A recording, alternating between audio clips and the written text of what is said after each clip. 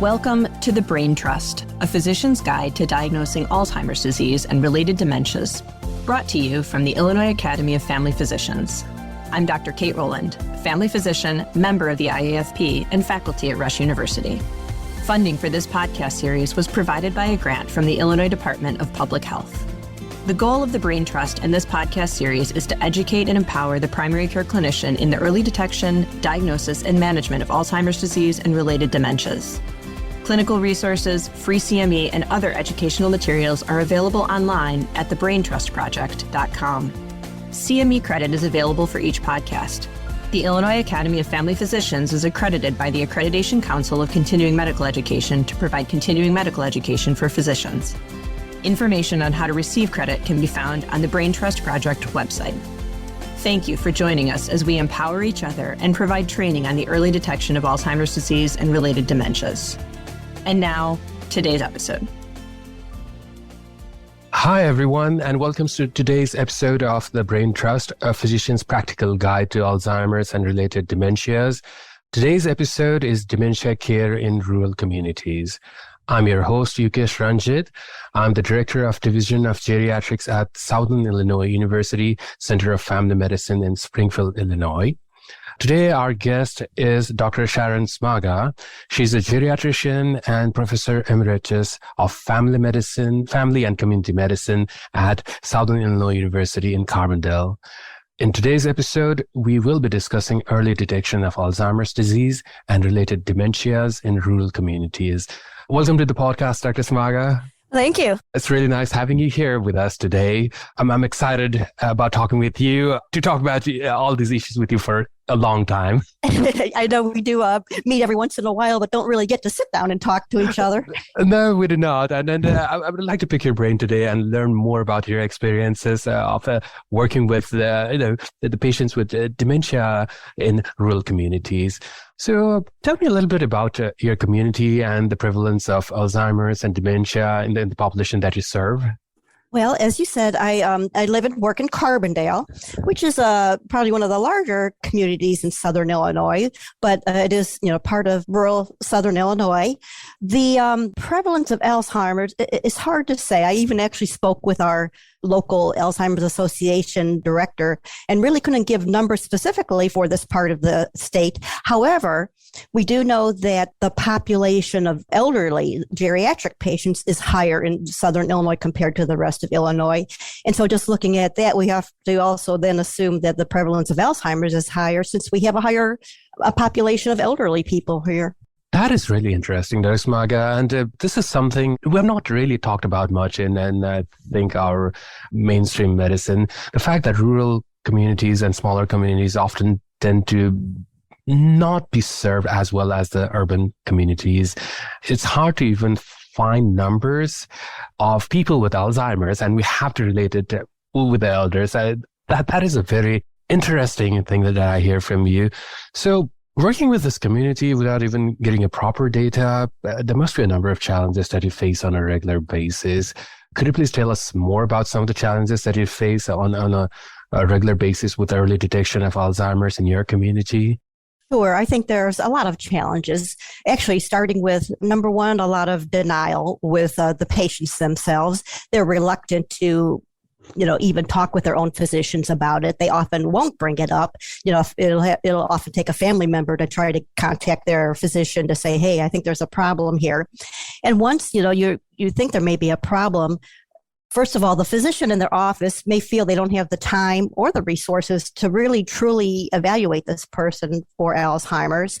If they don't feel they can do it, they don't feel that there's a lot of specialists in the area who would be very knowledgeable in this area. We don't have a whole lot of neurologists, geriatricians, et cetera, in Southern Illinois. And so really the resources are not as good as if it would be in an urban area, and just the physician having time in their office to feel that they can really take care of the problem. Sure. And the physicians there, they're taking care of a wide variety of patients. We have a lot of physicians are family physicians and community physicians over there. Is that correct, Dr. Smaga? That is correct. They're seeing a lot of different people, and they, have short 10, 15-minute time to see the patient. And so, what can they get done in that amount of time to evaluate this problem? That is a big problem. And I find that problem not just in Southern Illinois, but I've worked in rural Louisiana. And then the problem is the same. Basically, we have limited number of providers, and the limited number of providers can only do so much. And the time you have is limited. And, you have so many different comorbidities that you are actually taking care of, that you have one slice of that 10 minutes, and it's very hard to assess for dementia and Alzheimer's disease in that slice of time. With your population and your practice down there in Carbondale, what efforts have you made, with regards to early detection, given all these barriers that you have? There are community resources that could be used once people know that they're there. There's community resources such as we have the Shawnee Alliance that takes care of a large amount of counties in Southern Illinois, and they will come and do some assessments for the patient. We also have the Egyptian Area Agency on Aging, and they have some resources. There's also local Alzheimer's Association. So these resources can be utilized to help with the evaluation. There's also things such as we're actually part of the SIU Memory and Aging Clinic, that people can refer to. And it's a whole SIU, kind of a statewide, at least in central and southern Illinois. There's a whole memory and aging network that you can go online and look that up and see if there's a clinic that would be near your practice that you could use. You can also see your own local social worker network and go through them because they often have things available. Absolutely. We do tend to talk a lot about specialists and subspecialists, but at the end of the day, a lot of the brunt is actually borne by the caregivers and the local community. Basically, it's almost like it's a new saying now. It takes a village to take care of an Alzheimer's and a dementia patient. Exactly. And knowing the resources that you have locally plays a big role in how we treat patients with Alzheimer's and dementia. And like you mentioned, the Memory and Aging Network, I believe it's a part of the whole Illinois system, if I'm not mistaken. And I think that they have clinics throughout the state, as far as I know. Also, Alzheimer's chapters, local chapters, they do have a lot of resources. And I use some of the resources over here in Springfield myself as well. All of these are great resources, I would say. Mm-hmm. Yeah. And the families can get on and, there's online tools for them to also see if they think there's a problem going on with their family member. Yes. You talked about the family members and, if they think if there is a problem with the patient, what tips do you have for early detection, as a part of regular visit or for family members per se? As far as tips for early detection, as far as the physician themselves, they could have specific times that they would actually do some screening. I think most providers try to provide the Medicare annual wellness visits. And of course, some of the dementia screening is part of that. Other times would be like if the physician thinks, the patient comes in and they have a concern about the patient or family member comes and has some concern, that's obviously a time to do some evaluation. But yes, if any time the family member is concerned, they should also call their provider, and say, hey, I want to at least tell them about this. So then the provider can go from that and call the patient in and kind of evaluate them further. Yes, that is always important. It's just to know those red flags. If there's someone who has a thinking problem that is not healing, for lack of a better word, the fact that they're being more forgetful and all these red flags, they do help us in early detection a lot. Let me ask you something more clinical, Reshma. This is something that I find interesting. So what are the tools and resources that are there that you utilize in your clinic? And what are the tools that might be there for our primary care physicians who are not necessarily geriatrics trained, but that are working and serving our communities throughout the rural parts of Illinois? There's several different tools that could be used by providers to aid in this. Some of them would be, as I had mentioned, using your annual Medicare wellness visit to do some of the screening and setting aside maybe some other yearly time, to do some kind of screening. There's a few different tools that are out there that can be used for screening. I think most people are aware of the MMSE. It's been around for many years. It's been a traditional screening. It has kind of changed to a proprietary form. And so some people are not using it as much now. And there's also one called the MOCA, the Montreal Cognitive Assessment, that's out there. But again, most providers are probably not going to be starting with something like that.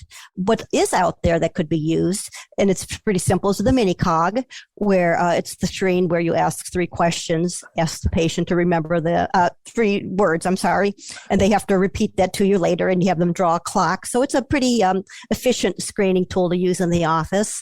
Another one is the SLUMS, the St. Louis University Mental Status Exam, that is free to use. And it's also, a relatively quick assessment that can be used in the office. And not only those, those tests all look at cognitive tests, but I think when you're evaluating these, it's also good to look at the patient's what we call the functional assessment. And so, with these memory problems, are they having problems now driving, taking care of their bills, cooking, the activities of daily living? I think throwing in the assessment for that is also important. Yes, you bring a very important point over here. Oftentimes we tend to think about dementia or memory issues or Alzheimer's as just as this cognitive decline. We do not focus so much on functional assessments, and it's a combination of both. Basically, there has to be a decline in cognition, and it has to be severe enough to affect their activities of daily living. And I think, if we can combine both of these, I think we can detect Alzheimer's and dementia at an earlier stage, and also trace their decline, actually. Like, if there's a functional ability that they were capable of performing 6 months ago, but they cannot perform it right now, we know that they're declining. And it also helps, I think, like we say, sometimes the families are concerned and you do the testing and they don't see, they score pretty well on the tests. But from what the family is saying and the patient admits, functionally, they're not doing well at home. And so this is a person that may need intervention a little more earlier than, say, somebody that doesn't score as well. But he and the family are like, oh, everything's great. We're doing fine at home, and don't need much. So you have to take, both into consideration. Absolutely. And then also we have to remember that the tests that we do, these are screening tests and these are not diagnostic tests. We screen patients for dementia, but if the patient scores well, it does not mean that the patient does not have dementia per se. I actually was interested in these studies, and we did a review we actually got it published, a review on these different tests, and the sensitivity and specificities of these tests are almost similar, like MMSE, MoCA, Minicog, SLUMS. Minicog tends to be much shorter, basically. It's just, like you said, remembering 3 words and drawing a clock. So I find it to be more practical to use Minicog, especially if you have a large volume of patients that you're serving. Exactly. You get it, done in 5 minutes, another 5 minutes to talk about functional assessments. And as a primary care, you'd have a good idea of what the patient's status is. I think that is a good approach too. How long have you been in practice now? Oh boy, about 37 years, I think. Oh, wow. So you must have had a lot of experiences with your community in all these years. I have. And some years ago, I started off more as as a OB.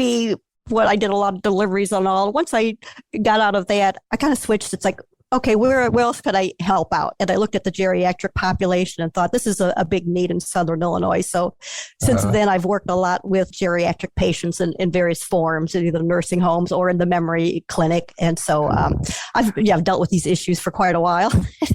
Wow. That is amazing. So you have seen patients throughout the spectrum, and then you finally decided to do more for geriatric patients because there was a need. And even in geriatrics, you have seen patients throughout the whole spectrum of geriatrics, nursing home. Definitely, yeah. Inpatient, outpatient, home visits. That is amazing. Tell us something about, some of the positive experiences that you've had, with regards to dementia, early detection. I have had patients where they were reluctant, they didn't want to admit there was a problem, but the families actually saw some issue. And so, once evaluated, there's obviously an issue. And by talking with the patient and saying, look, we're not trying to make you feel bad. We're just trying to find a problem, just like if it were diabetes. If we catch it early, we can take care of the problem. And one of the things we want, you want to stay in your home. We want you to stay in your home. So by finding this early, we're going to do everything we can so that you can stay in your home and lead a productive life. And then, when patients hear that, they're willing and get the help they need. And they do end up having a more productive life because they're able to stay home, kind of do things that they would really like to do. You bring up a really great point, actually. Like a number of times patients, when they hear the term dementia or Alzheimer's, or for that matter, even mild cognitive impairment, patients often just think, okay, I'm going to nursing home and I'm going to have a life that I do not want. Right. Mm-hmm. So we try to tell them that that's not the whole purpose of this, right? We're trying to keep every other part going for you. Yes. So sometimes patients are like, what you don't know doesn't harm you. So I've seen that approach as well, where patients are reluctant to know. But just letting them know that learning about their conditions early could actually make them independent for longer and have the quality of life they enjoy for longer. It is something that has been helping in my practice as well. And I'm happy that, it's the same with you as well. Obviously, you have much more experience on these than I do. A little bit. I've learned so much from you about rural communities today, and from the conversations we've had in the past as well. For clinicians who are just starting out, or clinicians who are amidst a busy practice where, they have, especially our family practitioners who have so many different conditions that they have to tackle on a regular basis, what kind of encouragement or what kind of advice would you like to give them with regards to dementia? I try to tell, because we do train a lot of physicians, I'm in a residency program, and try to tell them that, okay, they always see that these older people, oh my gosh, it's going to take, a long time to evaluate them because they have so many problems and now they have the memory issues. But says you don't have to tackle everything at one time. If you kind of organize yourself, get a plan, do some things one visit, have them come back, do some other things. You could break it up so that it's you have more time to actually be able to sit down and do your mini cog, and then be able to talk with them, try to get the parents involved or the patients' families involved. Don't be afraid to use your local resources. I think it's very important once you get into a community to find out what your local resources are and start using them early on. But again, take your time with it. It's a very rewarding part of medicine. You can feel that you're really doing a lot of good for this patient. So, look at it that way when you're seeing these patients, and break it up into time management that you can actually handle in your practice. That's really amazing words of advice. You don't have to diagnose it all in one visit. It can be done in its stages. And while we're taking care of other stuff, we could work on a long-term basis with dementia, and also finding the local community resources. It's such an amazing word. Nurse Marga, if you had a magic wand, for example, and you could do something for the communities that you serve, especially the rural communities and with dementia, what would you do? Boy, that's a good question. If I had a magic wand, well, one of the big problems, again, is transportation in rural communities, getting patients to areas they need. So, I think the rural areas are working at it, where they're getting more transportation systems, to help the patients get to appointments, et cetera. But if I had a magic wand, I would increase that so we had much more help in getting transportation to these patients, as well as more home health services. We do have resources like Shawnee Alliance that do come to the home. But I have to say, we probably don't have enough home health aides and, that type of thing that the people need. And so if I had a magic wand, I'd increase the number of home health aides that we would have to help these people stay in their homes. That is amazing. Any other words, anything that you'd like to share with our listeners to understand rural communities better? Again, just the problem is a lot of them are very isolated. Some of these communities, don't have even hospitals. They don't have very many physicians in some of the counties, especially to the south of us. And so the medical care is very, I don't want to say fragmented, but it's just hard to get to some of the resources that the patients need. I know I'll have to admit that I'm originally from the Chicago suburbs and most of my family is there. And so I'll say something like, the person needs a neurologist. I go, well, just, why can't you see a neurologist? It's like, well, we have like one or two in Southern Illinois. It's not like, 10 at this one hospital and 10 at another hospital. And so, it's just not the same resources in a rural area as there was in an urban area like Chicago. Yes, the disparities are there. Yes. It was really nice talking to you, Dr. Smaga, today. Thank you so much for your insights, and thank you so much for serving our community in Carbondale and the surrounding rural areas, especially with you being from Chicago, and serving there for such a long period of time. Thank you. I'd like to thank you for all the service that you provide. That was it with regards to our talk with Dr. Smaga today. Thank you, everyone, for listening, and I hope all of you have a great day today.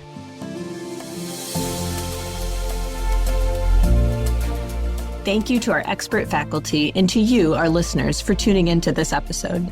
If you have any comments, questions, or ideas for future topics, please contact us at podcast@thebraintrust.com. For more episodes of The Brain Trust, please visit our website, thebraintrustproject.com. You'll find transcripts, speaker disclosures, instructions to claim CME credit, and other Alzheimer's resources as well. Subscribe to this podcast series on Healthcare Now Radio, Spotify, Apple, Google Play, or any major podcast platform. Thank you again, and we hope you tune into the next episode of The Brain Trust.